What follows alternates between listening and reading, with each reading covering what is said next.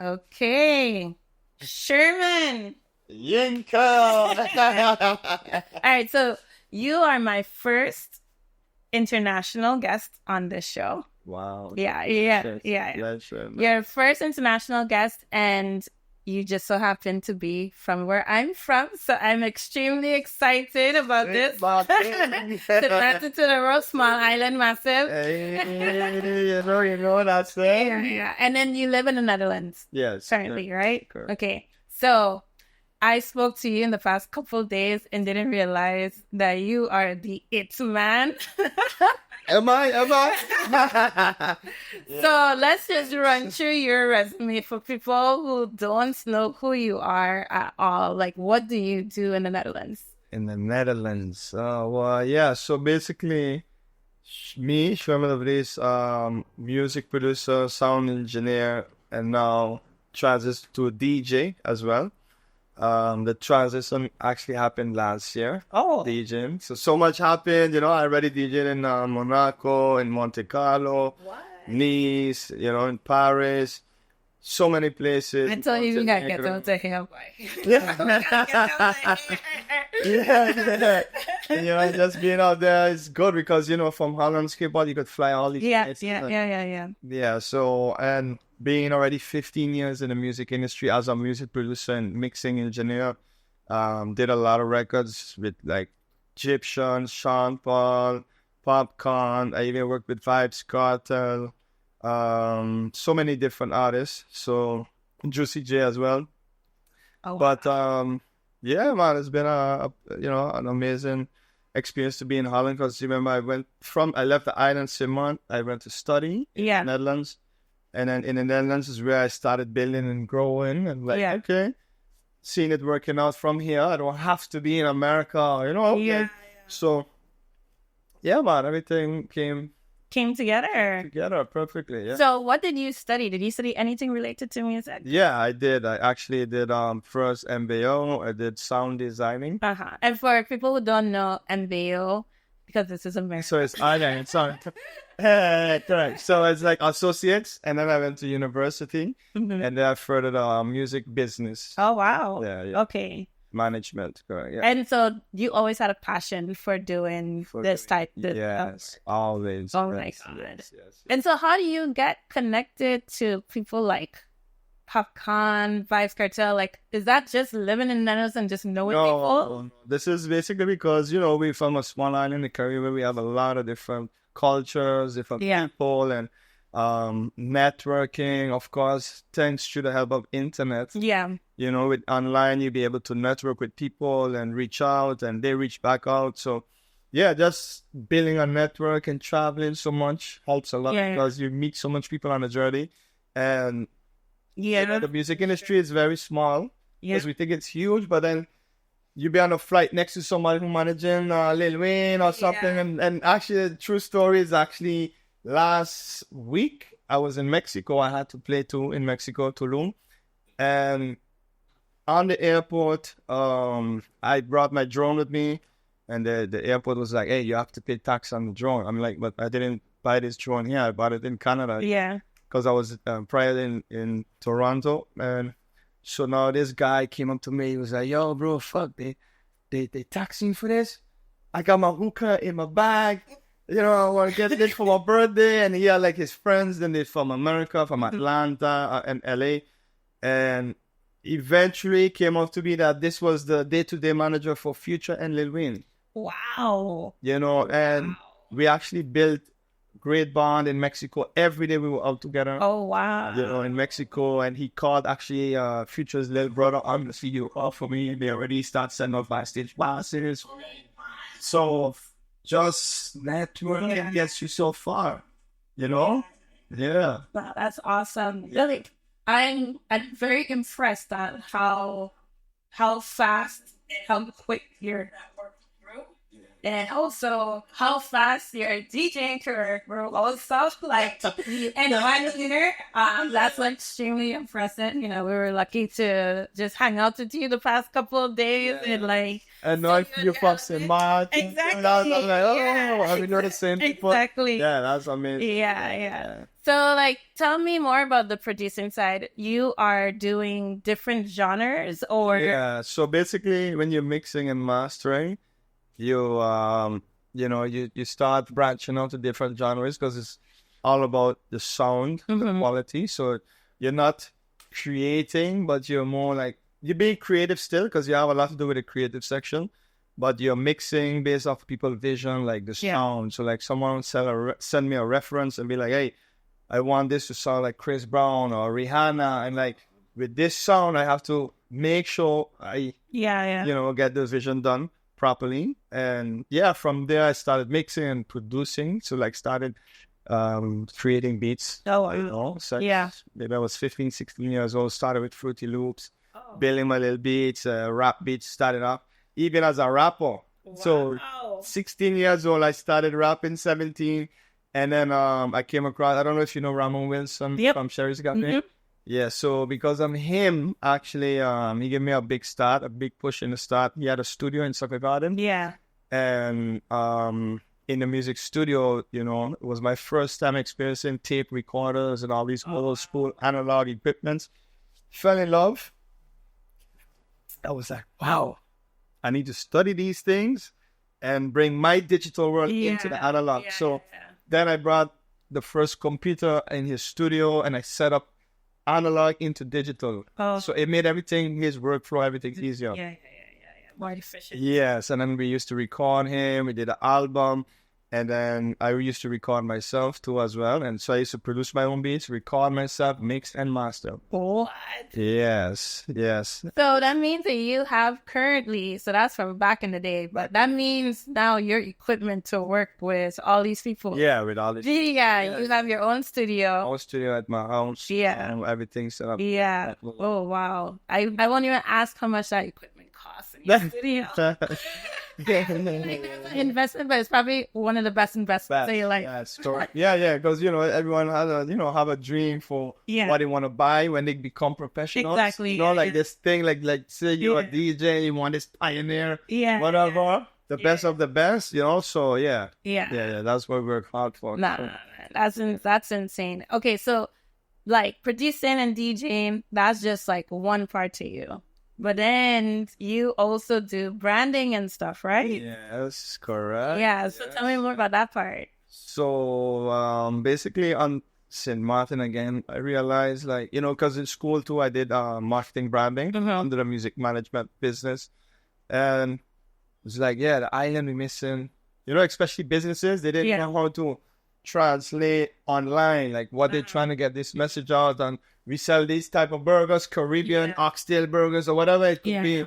And then, just starting off with one company and helping them online with a social presence. From there, they start giving word of mouth and then came to even Subway, and all these things. I'm like, shit, I need to turn this into a company because now all these people are reaching out. So, then I got people to work for me and we start managing Instagram, Facebook profiles and start building online presence. And now we're at a level where we have a VIP service with Rick's VIP, a partnership with him. We have like 6-7 vehicles. Wow. The big GMC Jeeps and the Suburbans. We pick up, we have clients like Michael Jordan now and Drake. When they come to the island, we take care of them. Wow. All the big celebrity artists, See, this is encouraging. We have to talk offline. Now my brain is spinning. Anyway, okay, all right. So I always do like hot takes on the podcast. There's, especially when dealing with the music industry, there's always controversy about how political things are, like where people stand on like where music is today versus back in the day and stuff like that. So how has your journey been in terms of like, what are some of the barriers that you had to go through? The barriers. Well, a lot changed, because now we're in a time where people are not really recording professionally anymore. They're like just, they buy a microphone, they record at home, and then they release it. Yeah. Now we have like millions of songs getting released. So, you would have a track you release, and now tomorrow you gotta expect millions of songs coming out. So you either you keep up promoting yourself, or it's gonna get drowned. Yeah. It's gonna get flooded. Yeah. So now we have the age of TikTok that's helping a lot of people, and what I notice especially with TikTok is that you might have 10 seconds of the best part of a song, but when you hear the full arrangement, it's like, what am I listening? Yeah. And then that little 10 seconds goes viral. Yeah. They make thousands of dollars on TikTok, but it's all like, Yeah, it's all like fugazi in a way, because it's like, it's not real. Yeah. It's not real. And when you see like the legends like Beyonce and all them saying like, even Rihanna, they don't have no interest really in the music industry, because it's so changed, it's so different right now. Now people just doing what they want, releasing tracks like crazy. And people are not really investing their time into it anymore. It's true, but I feel like there will always kind of be a need for our demand for a producer. Right. And you have a lot of like DJs. Exactly. You see what happened with DJs? Yeah. And you told me earlier before this podcast, there's a DJ on his cell phone. Exactly. And he's getting more bookings than the professional. He is getting booked and busy. Now, what do you think about the DJs who's been working for 30, 40 years? Yeah, exactly. On their art. Yeah. Because DJing is supposed to be an art. Yeah. Right? Yeah. So imagine a guy now scraping up all your bookings with a phone. How do you think that's serious as someone who's been working 20 years, mastering their scratching skills or mixing skills? Yeah. And now this guy just using auto cue on his phone and just playing the best tracks and does it, and then getting your money, But you have now hundreds of young DJs now every day. Everybody wants to be a DJ now. And they like, let's say your price is $300 an hour, $200 an hour, whatever. These guys are charging maybe $50 an hour. Some of them doing it for free because they want to build a name. How you gonna compete with that? And they're playing just as good, for example. Maybe they're not scratching, mixing like you, but they're playing good enough that the crowd is moving. And then when you think about crowd now, people in the clubs, that's the next discussion, on their phones. Nobody gets really enjoying the music or what. Everybody. No one's appreciating the art as they used to. Yes. Yeah. So the business is just different. You just gotta come in and come with a vision, with an idea on how you would do it different, and hope that it works. Yeah. What about the people side of things? Like, have you had issues with dealing with people in the industry? Like, or it's just been pretty seamless because you're behind the scenes and not really... Yeah, I mean, I would say more like, for me, it was more always business. Always business. Of course, in the beginning, when working with a big artist, you're not going to charge him something crazy. You started off, I even started off doing free projects just to build the name. So like, hey, I'm working with VibeHauss, I'm in the studio with Sean Ball, things like that. So just to have that name growing and growing, and then from there now, as your name grows, because in the music industry, it's all about your name credits, who you worked with. That's your resume. My goal was not even to ever like have a Grammy or anything. My goal was just to live from music and be free. And the way I'm living, thank God for the blessings, is I have my freedom. I travel every month, every week. Like always moving, doing what I love, helping people who I love. So to me that's worth more than anything else. So consistency. That's very important. I want to talk about, because you're from St. Martin, and I don't think we realize how unique St. Martin is in comparison to other Caribbean islands. Like, we literally listen to everything. I know people that say Jamaicans listen to everything, but like St. Martin people, we listen to everything. I think we listen to way more because we're so diverse. We are way. If you would compare St. Martin to Jamaica, who do you think have more culture? It's true. It's true. I What mean, would you say on a scale? Samantha, because we are catering. We're not catering to just the people that living there, but we're catering to our visitors as well. And the different type of Exactly. foods. Exactly. So coming from St. Martin, you know how a Santo Domingo food tastes. Yep. How you know a Jamaican place. Exactly. How anything, you know, like in the whole Caribbean. Exactly. Even the American food, the burgers. Exactly. You know, so yeah, I mean, coming from St. Martin is a blessing same way because you already have a taste of the real world outside before you even reach that. So you could become a chameleon, like in other people's country. Yeah. That you could adapt real quick. Yeah. You know, because you already taste the oxtail and the plantains. Exactly. It's not new. It's not like, you know, someone that came from a foreign country who actually comes to a place and they never experienced it. Exactly. Yeah. We getting a lot in St. Martin. So we getting our little knowledge on different culture and the experience. And that helps me a lot as a St. Martin to travel the whole world and fit in and adapt with everybody. Yeah. And so your networking is a big plus. Yeah. So you're in that same food analogy with music now. Yeah. You grew up listening to all these different genres. Correct. Right? Yeah. So in terms of where we are as like a music industry today in all the different genres, do you think about reggaeton, you think about Afro beats versus amapiano, house and EDM, pop music, rap, hip hop. Last year was 50 years of hip hop and it wasn't even on the top 3-5 Billboard charts. Like so much is changing now. So what's your take on like how these genres are, like the race of genres and where they stand today? It's hard to keep up, you know, because offline saying one thing and online is a different thing. Yeah. And most people are aware. Yeah. Online. Yeah. Most people, you're always on your phone. Before you go to bed, I'm sure you're on the phone scrolling. Yeah. And everybody in the whole world is doing this. So, yeah, I know when I go to the club, it all depends too, because it depends per country. Like if you go in Europe, you will have a lot of house. Yeah. If you come here to America, like even here in San Francisco area, there's a lot of amapiano. Yeah. And the crazy thing is they're making so much different edits of amapiano. Yeah. So they're using house music elements in the amapiano. They're using dance hall in the amapiano. They use everything. They're mashing up the amapiano with everything. Yeah. You know, which is very interesting and cool at the same time. I love it. You know, I'm somebody that loves to adapt and move forward, you know, with, you know, but music industry wise, it's all about, to me, the number one rule is to network. I could get you in the room with other big studios, with other big artists, you know, and really do your best. Not show that you're different. You know what I mean? So. Okay, so I know you're a producer, so maybe this is a hot topic, but just a couple of things. Favorite genre right now? Favorite genre right now? Right now. Not that, right now. Yeah, right now. No. 5 seconds.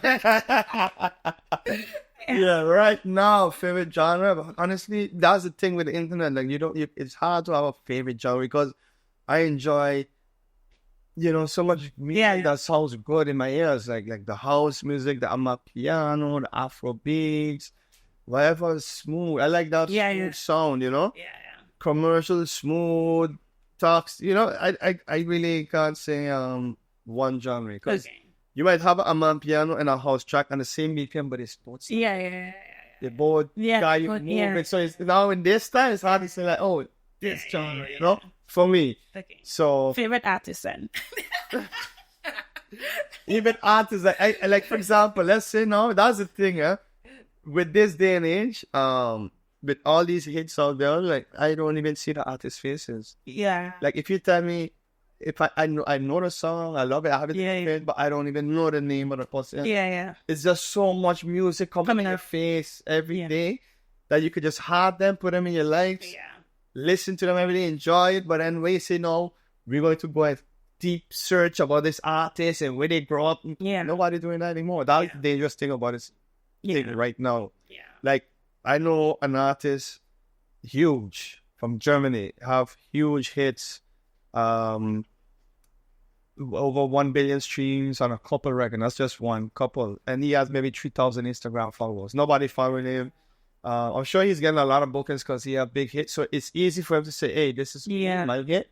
And of course, you're getting booked because of that. So now we have to put this on the flyer. But if you put his face on a flyer, nobody knows who he is. Yeah. You know, so that's the dangerous thing about this. Times that we live social media. The social media. Yeah. You know, people usually get 20 seconds of your track. Yeah. People making, like you even mentioned with the DJs, we don't even know who make the mix. Yeah. Really? We don't know who make the mix. Like if I say, what's your favorite mix? Who's the first thing? You'll be like, I don't know. I just signed out to get playing. I don't know. Who the hell who's behind this record? We don't know. That's the dangerous thing right now in the game. Is different now. And labels are not investing in talent anymore. You know? Yeah. They want to just make money. Yeah. They're not investing. They're not looking to lose money. You know? So, change. Times change. Times are changing. And it's still changing. It's going to get more rough. It's going to be more rough. And I think times are changing also because the money aspect, especially post-COVID, seems a bit crazier. I don't know if you feel that way, but like the way that everyone's charging, you know, whether that's from a consumer standpoint or whether that's like you're charging the promoter, like everyone's prices has gone way up. Yeah, because the thing is, if you look, it's not everyone only. If you look at the market, housing, is it the same like years ago? No, housing went up. So if cost of living went up, you have to go up price too. Yeah. So now we have to balance everything back to zero. Yeah. Is we can't be charging this and then this costs this to just buy the paper. That's true. How we gonna survive if we charging these little prices? That's true too. Right? That's true. You know, so I don't be angry with people when they hustle and stuff. It's just see what works for you. If you can't afford it, don't buy. Don't you know? Exactly. It's your choice. Yeah. But if the person doing a great job, have an amazing service, you know, because everyone is on a certain hustle now. Yeah. There's a lot more crime rate going on, robbery. How much cars you can steal out there? I don't even. What? You know what I'm saying? So, just go. We have this thing. I don't know. You have this in the Netherlands. We have this thing called Citizen app. No. It is a very popular app in the US in general. Mm-hmm. If you download it, you just see like notifications of what crime going on around you, blocks around you. Like, that's crazy. No, we don't have that. We only have, like, in Holland and the Netherlands, we have, like, when you go in certain rich neighborhoods, they say, contact us on WhatsApp if you see somebody suspicious walking around. So if you see, like, a suspicious guy, the friendly neighbor. Yeah. That's something else. Yeah, that's totally different. Yeah. Yeah. What's your favorite track that you produced? Wow, that's a good question. Favorite track? I have a few tracks that we did that's released off Spotify. One is for sure Love. I heard that one. That's nice. One called Delete My Number. Yeah. So I have a few tracks, unreleased stuff too. Mm-hmm. Yeah. That I really love and planning to bring out. But you see, the thing is, even in this time, you think music videos, does it really? When last you watch a music video? When last did you watch a music? Like, just sit down social media. Unless it's social for you. That's what I'm saying. But to be fair, sometimes when I entertain guests, I put on my TV. And then in the background. Yeah. You need it. And it runs in the background. Yeah. But no, social media definitely kill it. Good. So now let me say, I know some guys now they save up $10,000-$30,000 to go do video, and then they have 20 views. Yeah. In a week. Yeah. So all that $20K, I tell people, take that money, run marketing, social media ads on your song. Yeah. Take that same 20 seconds and try to blow it up, like pay influencers, dancers. Yeah. Make it a hype. Yeah. That's the only way. Like, go doing a video, ain't gonna do shit for you. Yeah. No, you know? Unless you got that real paper, you're going to run a lot of ads. Exactly. And then unless your marketing for that song starts on social media, because that's the only time I actually feel a need to even look at the music videos, because I saw a small clip and I never heard the song before from the artist. Yeah. And then I'm like, oh, okay, it's coming out this day. Let me just click on it, see, if it looked good enough for me to click on it. If they look good enough, Yeah, it look good enough to click on. and that's the same 5-second rule. You know, in 5 seconds, that's the thing. Like TikTok, Facebook have now this algorithm. Especially TikTok, if they don't, I think past 10 seconds, if somebody swipe within 10 seconds or before, you're likely not to be put in the algorithm to be seen by everybody. Yeah, it's 3 seconds. You see, even 3 seconds. Yeah, you work for Facebook. Yeah, it's 3 you seconds. would know. It's 3 Like the first, imagine your first 3 seconds have to capture. it's 3 seconds. How do you do that? Yeah. Right?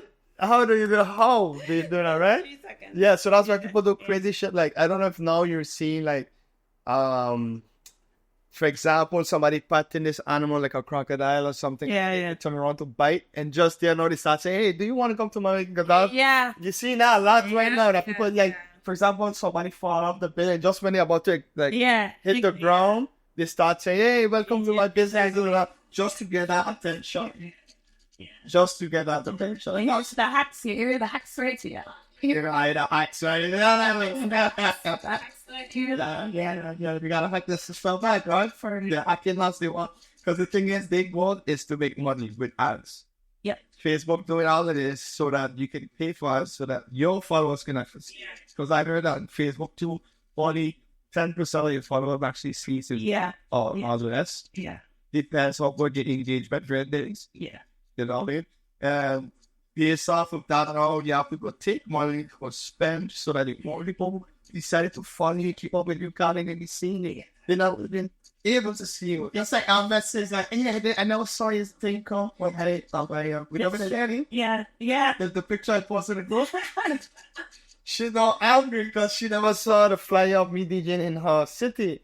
Now she's like, wow, I did not even see you like a thing. You know, and it's like who see who don't see. Exactly. So that's messed up because you want everybody to see. You want your followers. That's why you work hard and build years of content. Content is not easy. Yeah. You guys know how much work it takes. Yeah. Go and travel, spend that money to go travel, spend that money for your camera. Yeah. All of this is investing in yourself. And now you have all these followers. And what's worse is if your Instagram gets deleted, shadow ban. Oh gosh. Shadow ban. Gosh, please don't contact me for those things. Don't contact me. You get shadow banned, she can unban you. I have been reached out by some artists because of these. Oh yes. And to unban. Fabulous. Not just to unban, because somebody hacked. Hacking is bigger than getting banned these days. Crazy. I had a friend. She does what's this thing called? What's this thing where people has been known to be nude? And nude? Nude. You mean I wouldn't know. Oh, anyway, she's on this thing. Why? OnlyFans? OnlyFans. I have a friend. Yeah, she does very well on OnlyFans. Yeah. And it's not that she does nude. She does be doing cooking and stuff. OnlyFans is for all sorts of weird fetishes too. Yeah, exactly. Don't even. And she had a situation, and she had get banned, and you know, I get these kind of reach outs, and she has a lot of followers, and so you know, there's a lot of it's not just her money, because when you have a lot of followers, still you have a team at a certain time, so it's everybody who's breaking in as well with you. So yeah, I had also TJ. He had an issue with copywriting on his audio, helped him fix. And then the amount the list goes on. Samaritan government always contacting me. Wow.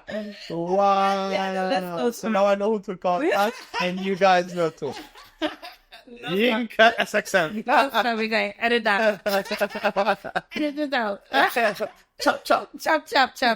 No, that's no. It's quite interesting because you realize that a lot of people are really dependent on social media for the money part. Of course. And especially on the music industry. And you're working hard for it. You're working hard to put yourself out there to build this thing. It's like building a house, and then now it's crumbling. Yeah. And the why realizes that you don't have control of your own shit. No. You don't even have control of your own profile. Nope. No.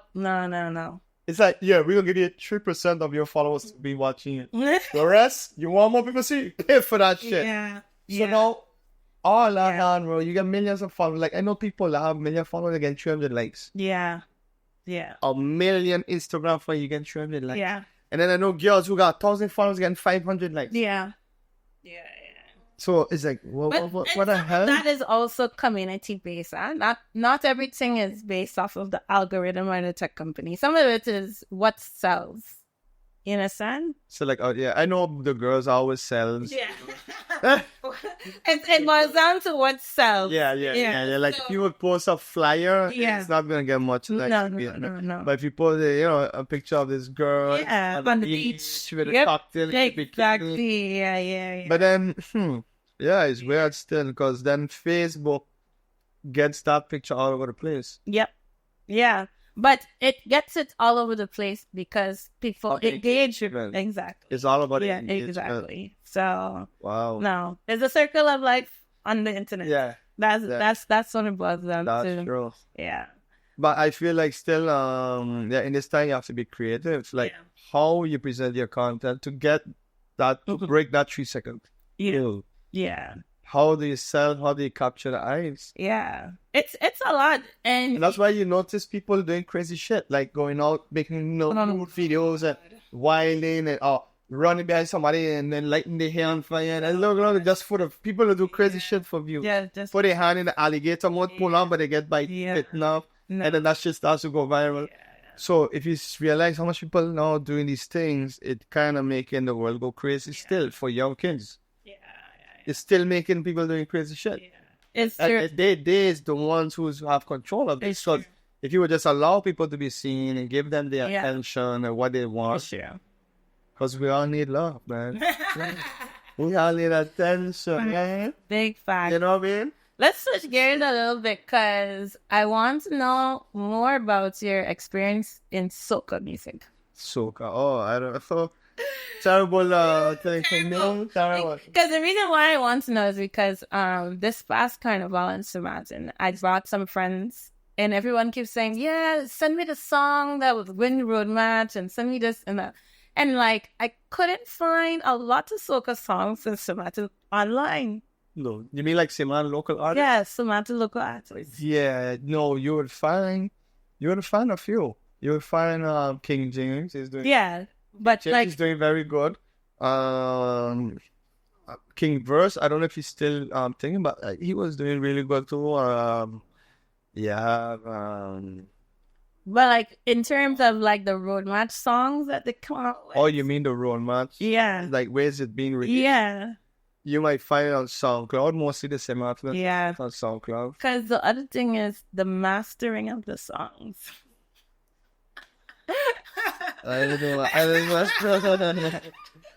Y'all need mixing and mastering? Come to my company, audiomixingmastering.com. Put it right here. audiomixingmastering.com.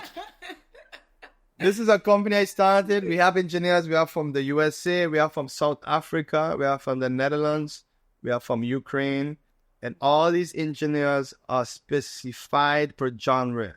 So if you have rock music, if you have R&B, if you have anything, trap, rap, amapiano, I even have every type of engineer for these sounds, even in Africa. People from Lagos, in Nigeria, we have an engineer working for us. It's amazing. We have everyday clients coming from all over the world, even from India, everywhere in the world. Audio mixing mastering, like number one online. And I've been running this business for 11, 12 years now. What? It's been a major success. I don't put my name on it, but that's one of my businesses, right? The businessman. So wait, I feel like you name like 3 business. How many businesses you actually have? You want the tax man run behind me, man? You try to get a tax but he come after me. Not me. Anytime. I'm a business. Okay, I'm a business. Calling tax man run behind us. It's fine. Yeah, exactly. Because my tax man will be following me on my profile. My God. No, man, but I also invest. I'm an investor too. I invest in stocks. You know, my aunt, she has a banking firm, and she specifies portfolios for a lot of high-end clients. And of course, she accepts her nephew. Oh. And she handles my portfolio. And, you know, so I have stocks in Louis Vuitton, Shell, oil, gas. This is the way to go. A lot of my friends, including myself, we are invested in some stocks. You know, the lucky part for me is part of my compensation. So like when you work in tech industry, they also give you stocks, shares, dividends. You take all the dividends. Yeah. So that's very good. Yeah. You know, that's something longevity, you know, man. Yeah. And then now I want to tap into the real estate, invest in properties, and then, you know, but it's not easy because as you see, the stock market is. Yeah. It was expecting a crash, but it didn't happen. And then all these things. Everything's still going up, and the election is coming up, and you never know what happens. Well, cryptocurrency still stays high, like the Bitcoin still up. Now. It went down, but it's going back up. Yeah. So this time you go. It's either you win or lose. Exactly. And we aim to win. So take as much risk. Don't put what you can't afford to lose. Yeah. I always say, like, you know, when you invest, be smart about your investments. Know exactly how much and what you can afford to lose. That's the risk. Yeah. If you lose it, you lose it. You come back again. But just I believe the goal for everyone should be financial freedom. Like people come to a place where you don't have to work. Exactly. You just chill, you can travel with your friends. Yeah. Exactly. I think our generation is the one really building this. Yeah. Yeah. Because the next generation, Gen Zs, and the next generation after that. Well, which one is after that? I don't know. I don't even know. Alpha? I don't know. I think I heard Alpha once. I don't know. Yeah? Okay. I thought that you tapped into this thing. Like, yeah. Okay. Good. But these next generations, they, because, you know, when our parents was going to work, they would be at their job forever. True. Then, you know, the generation after that was like starting to do job attrition more and more, and not because you get fired, just because you're just not happy. So I feel like we're really building like what it is to be happy and not waiting for retirement to do so. True. You know? Yeah, it's true. Yeah. But then with that being said, that's why too now in these times with internet relationships is another problem. Yeah. Because you know you have so much how you say temptations. Yeah. Yeah. So you could be with your man, y'all going on tourist. Yeah. He takes his phone, check his Instagram, and then there's a big woman with her fat ass in the screen. And that's just the algorithm that Facebook push on your shit. And then you look at his phone like, what you watching, baby? But it's like, I ain't watching that. That shit just popped up, you know? And then now, the thing is, as a man, subconsciously, he think it's a nice ass. Yeah. He always tell you, he don't want you to feel bad, but this is why internet put in your friend, she's on OnlyFans and doing these things. She want to cater to these guys. Yeah. So that's why a lot of people get temptation. And then as a man, is to control yourself. Yeah. Everything is control. Control how you spend, control how you eat. Everything is control in life that you should learn. But temptation been there from the beginning of the Bible times. Beginning of times. Now it's in your, it's like right here, every day. But that's even more reason why people need to be grounded in values. And that's where you grow up to learn. And these people got jock up. These people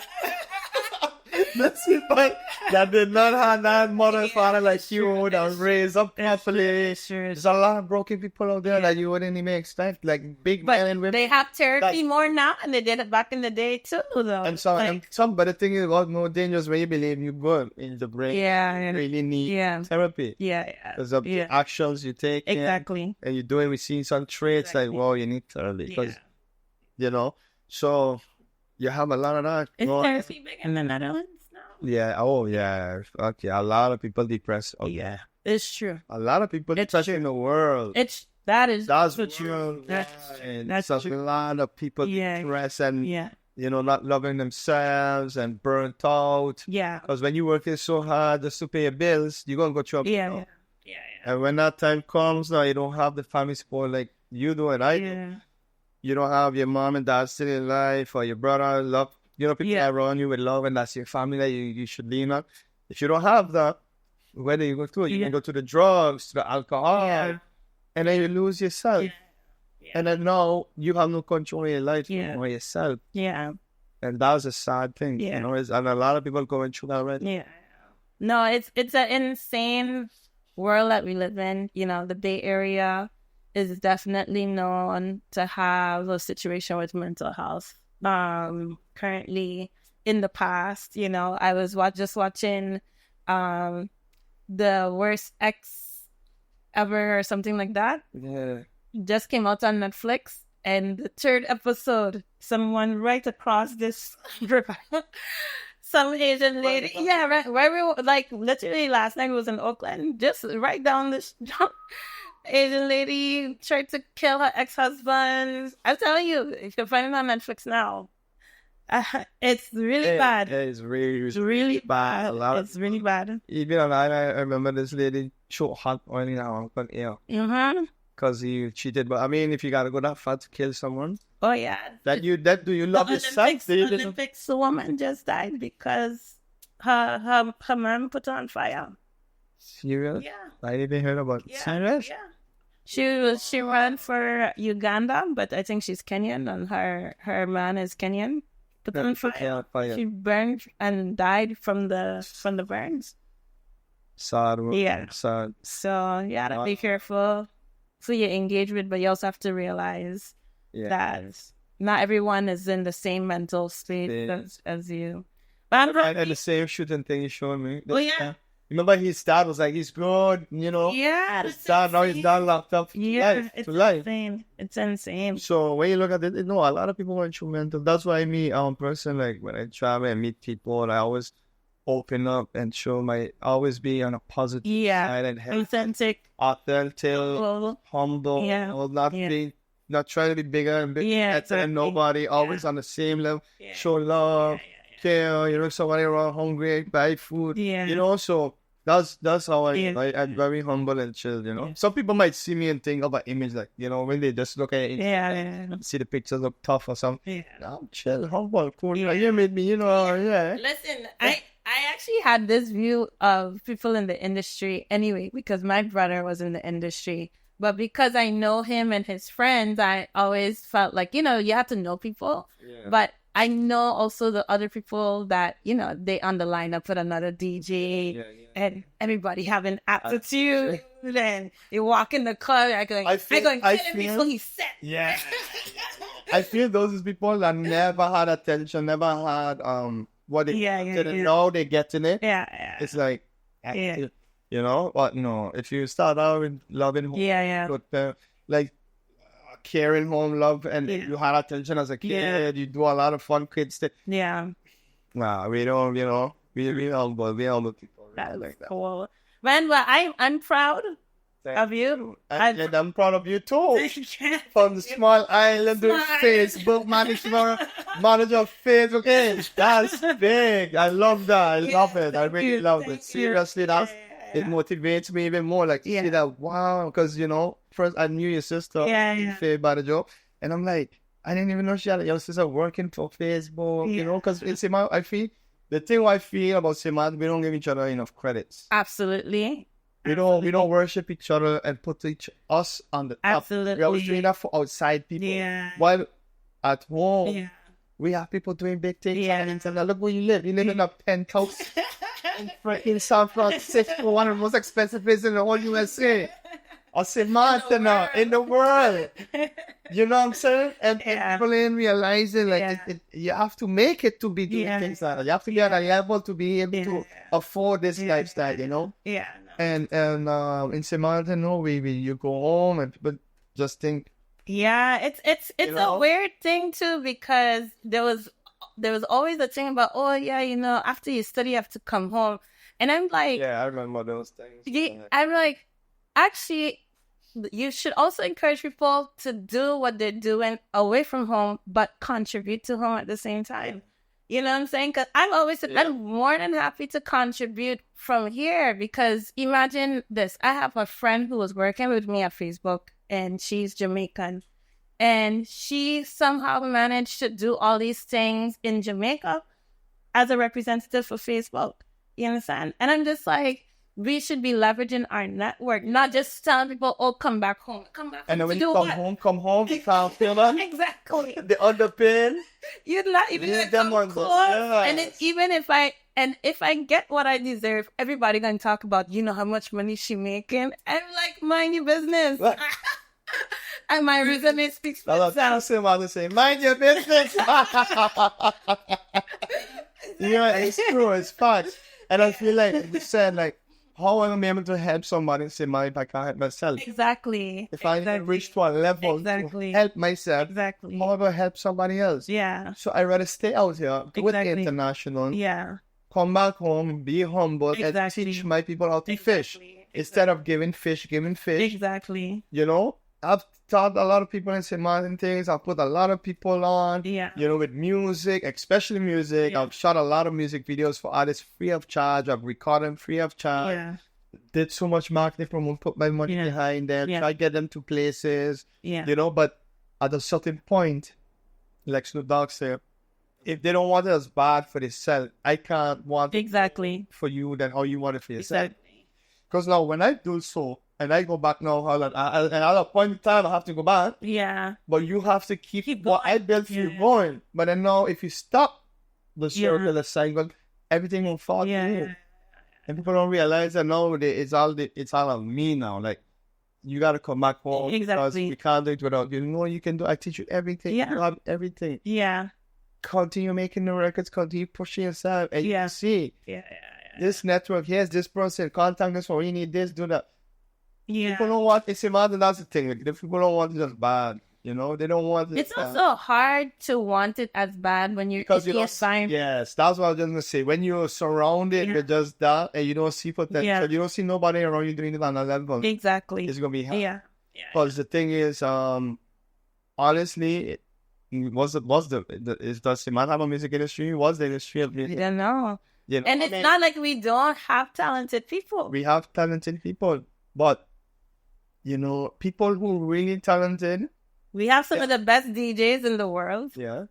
Right there in St. Martin. You know what I'm saying? Like, we have some of the best singers in the world. Like, we have songwriters who really do instrumentalists. Oh my God, some of the best drummers and guitarists you will hear is right on the island. It's not like we don't have it, But the thing is, if you stay there, you can't do nothing much with your talent. Yeah, that's like, what you gotta go on a small 37 square mile island. There's only 16,000 people on the exactly. You want to build outside. You want to reach other places. Like, that's what I'm saying. Like you said, coming back home, what are you gonna do for me? Exactly. As a producer, for example, if I had to go back home 10 years ago as a producer, would I have been here where I am now? Exactly. So people don't realize those things. Like, he coming back home, he humble. Yeah. I mean, he humble. Like, I'd rather make it out there and come back and put others on. Yeah. And when you say put people on, it's not in the sense of like, I go connect you now with Snoop Dogg and then you will be this thing. No. That's not how it works. No.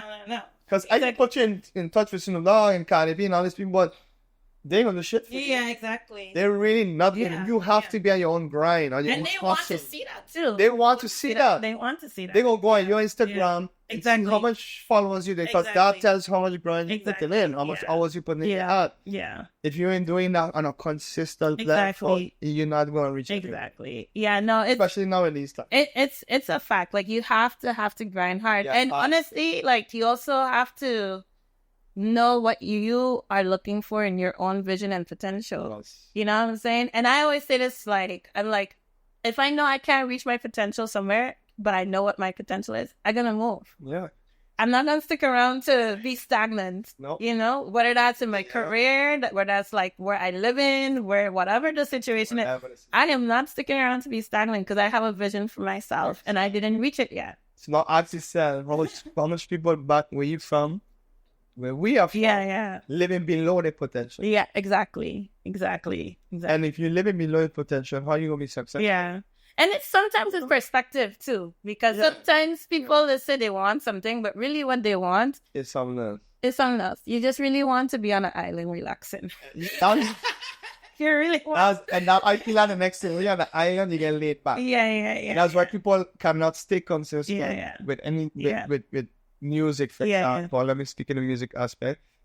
Because now when you are in studio, the producer will tell you come studio, he ain't even in the studio at 5 o'clock. Exactly. He's still down the road drinking something by a bar. Moving semantic time, island time. Island time. You know, but like, you have to leave island at any time. You're going to ask me, meet me here first now, then we go studio together. Yeah, and then they're telling you, yeah, right around the corner, man. Right, you see a blue car coming and it's still in the bathroom showering. Look, the headlights there. You see me on the bar, right there around. I'm coming up making low. And they still showing like, but when I watch in the background now, I'm another ear coat. Listen, I'm talking the most excuses to reach out to some place. Not on time. No, we never on time. That's the crazy part of it, man. We never on time. Yeah, I had to learn and still try to learn being on time because that stuck with me. Why that late? Why you? From school days, I always been late. No, that was one thing I was. You the opposite to me because I learned the hard way when I moved to the Netherlands. No, Netherlands is spam. You gotta be there. I had moved to the Netherlands as a teenager, and when I had to catch the train from Den Haag to Rotterdam, August 12. Man. 12:01, that train them gone. Yeah, so after that, I took that with me for the rest of my life. That traumatized me because... that was fun. No, I didn't have my time in. Yeah. But it was, and if you're smart, I don't take it serious. It's hard to take it. You can't take anything seriously. How you going to do that? Office, your parents tell you come through, you think you're ready for train? You live in the house 6 o'clock. You can't take anything seriously. No. Yeah, so. Enough times you've been in the club and say party start 10 p.m. but then really it's 1 o'clock in the morning and everybody comes. No one's at the party. Nobody at that party at 10 p.m. Nobody. And the party used to come at my house 2 o'clock in the morning. And then is when it's rocking. Exactly. No one's there at 10. Yeah, that's when you take a nap. Yeah. That's take a nap. It's true, it's facts.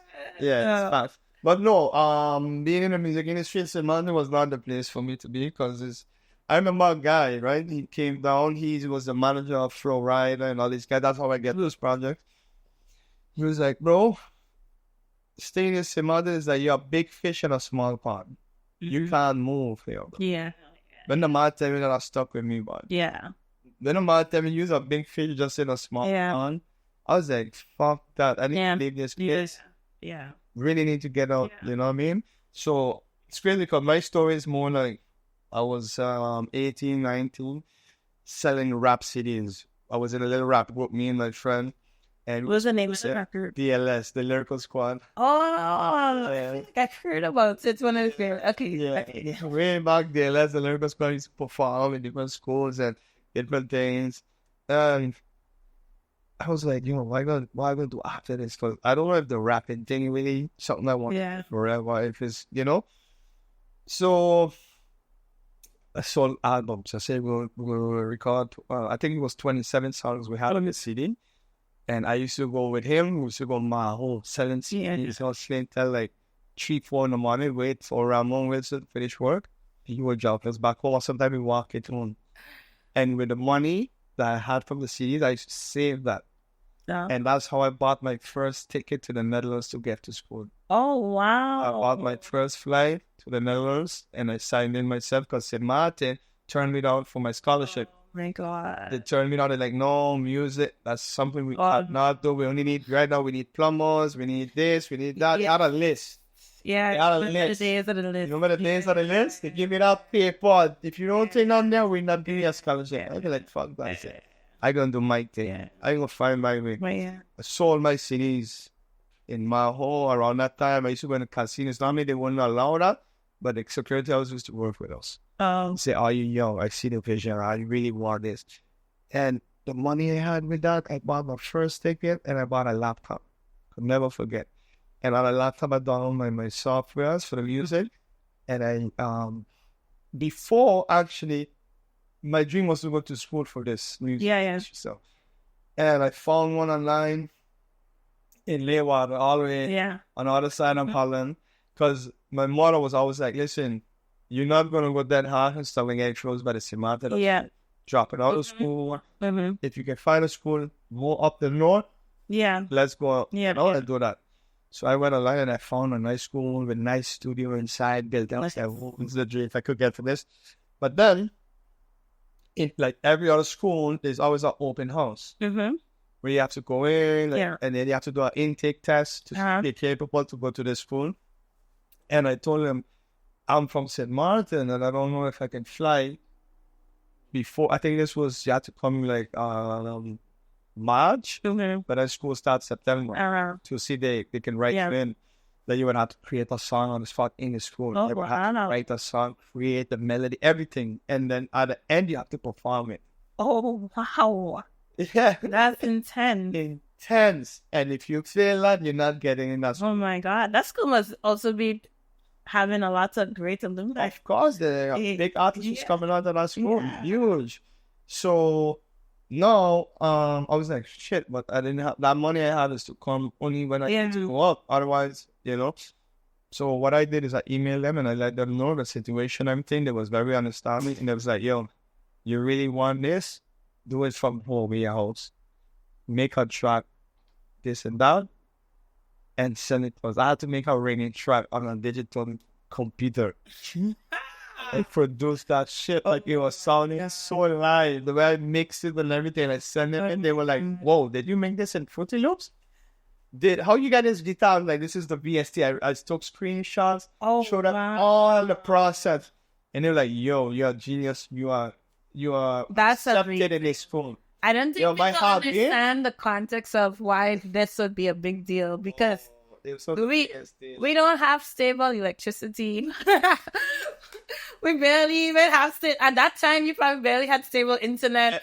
Your computer was old. Exactly. It's not about terabytes and gigabytes. It's megabytes still. To produce something was So, we don't have the same opportunities to have access to those things as other, Western countries, Right. Yeah.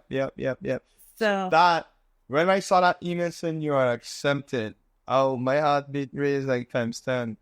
And we celebrated the fact that dinner, eat something, it was such an amazing thing. It get me ready now to go to the real world. Because this is the first time I was living on my own at 18, 19, and having my own place, and now going to school. And then now this school was, you have to speak fluent Dutch.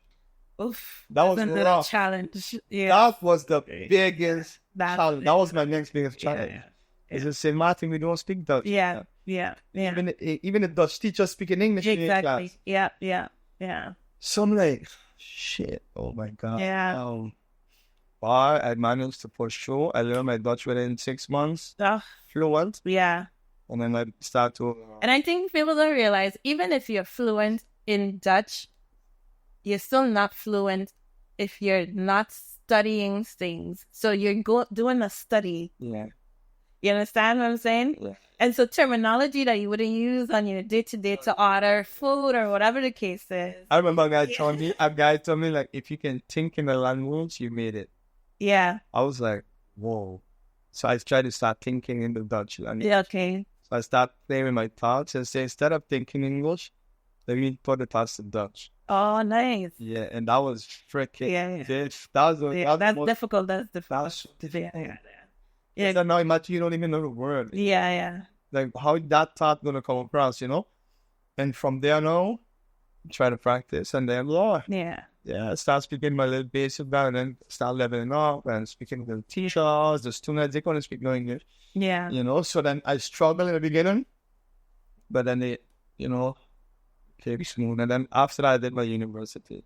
So I'm going to ask you one last question before we close. Yeah. So you tell me about this big moment in your life that changed your life for the rest of your life. Was there another big moment like that changed your career trajectory?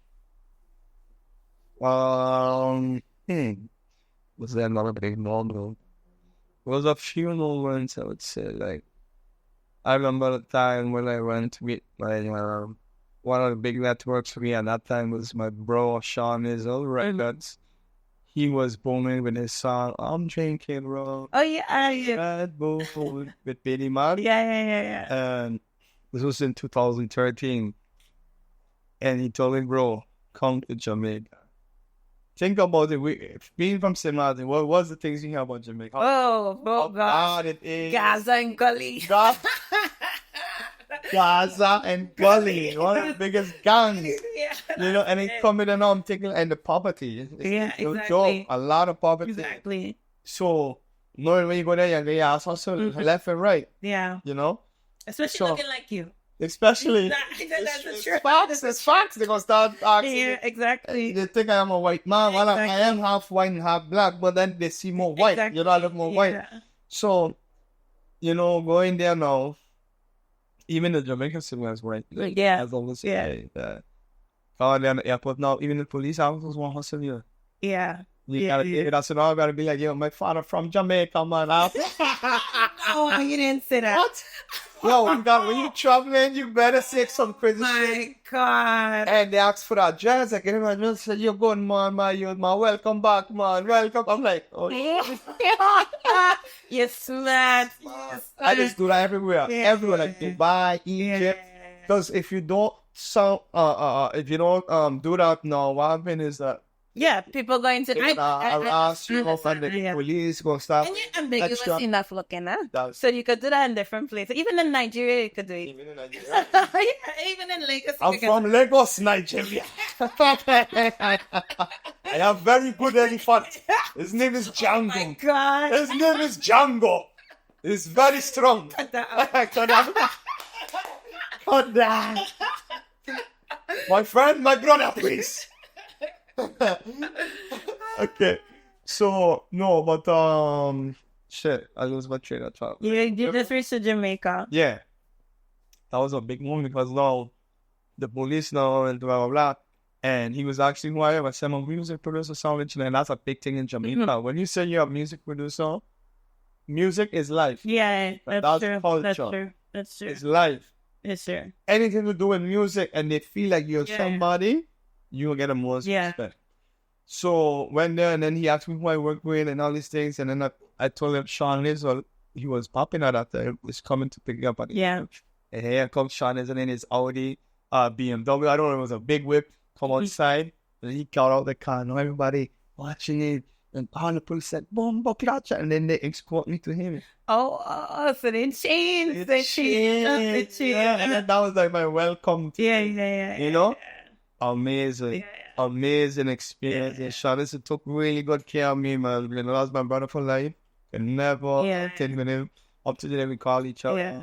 And that was kind of one of the openings. That was definitely one of the openings. Yeah. Through him, I got to work with VibeHauss, Cartel, all the Jamaican. Yeah.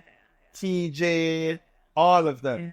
Yeah. You know? And I get a lot of respect. Yeah. You know? And he brought me to Don Corleone. That was another heavy producer in Jamaica. Mm-hmm. We started mixing Beanie Man record. Oh, wow. My Life So Happy. And then I mastered it. And then I mastered albums like crazy for Sean Lizzle. And then we started producing records together for Mr. G. It's just... From there, just take... Yeah, up to today now, we're working on a record for Buju Banton. Oh, wow. Yeah, so... Yeah, that's my brother. Yeah. When he needs house music stuff, elements in it, because he comes to me when I need that, so I will come to him. Yeah. So, yeah, man. You know, we always say we're going to link up like because the last time was 2013. And then I told him, I don't come. Come back Jamaica. And, But then you see, that's the thing when you network, you have to be open to it. Because a lot of people in St. Martin, you know, growing up there, you get teased a lot of you something low, big hair. That's why you get insecure. A lot of women and men are insecure about their body parts or certain features. Yeah. Because growing up, you was getting teased. Yeah. So now you become insecure about it. Yeah. And that holds you back from network. When you feel somebody watching this thing, probably not even watching, but you feel like you turn your head or put on your head. And all that's a part of is insecurity. And with networking, you have to be open-minded. Yeah. Don't give a shit. Love yourself. Yeah, exactly. Everybody have a default. Exactly. Everybody have something. Yeah. You know? And you know what value you're adding to the table at the end of the day. Like, you know what I'm saying? Yep. So... Be kind, be open-minded, be a people's person. Yeah. Even though you're introvert, work on the extrovert side, because we all can work on that. I love my home and being by myself too. Yeah. Have my peace of mind at home, nobody around. me, TV, Yeah. girl, popcorn, chicken, no, nothing else, you know? Yeah, but then when it's time to grind and get out, you have to turn on that switch, you know? So, yeah, that was an important thing. Other than that, that was just one of the big moments too. Being out there for 2 weeks. That's crazy. Being out there for 2 weeks and being taken out to all these different schools and parties. That's crazy. Yeah. And then working on projects. You went to Paso Zalati? Yeah. Shut up. You see somebody flying on the tree? What? But it's my left or right like chicken. See girl jumping off the speaker. All of them a split. No, I'm like, but she dead? What? Oh my God. I don't understand how they do that. But yeah, that's crazy. It's crazy. I can't even imagine seeing you just looking. No, I just don't understand. Like trying to take it out, and it's like, what the hell? What the actual hell? But no man, you gotta love. I would say, heaven and hell is here. How you live it? Yeah. It's how you live it. You choose to live your life. You choose to live. You know what you do now is going to reflect it in 5 years. So make the wise choice. If you gotta take risks, take risks. Do what you know is going to build you. Don't focus on other people. Focus on yourself. Make sure you're happy. Once you're happy, you can share that with others. You know, so I think that's good final words. Good final words to end the podcast. Yes. Sherman, it was a pleasure. My first international person. Thank you, Inka. Yeah, that was fun. Absolutely. Thank you so much for having me. Absolutely. All right.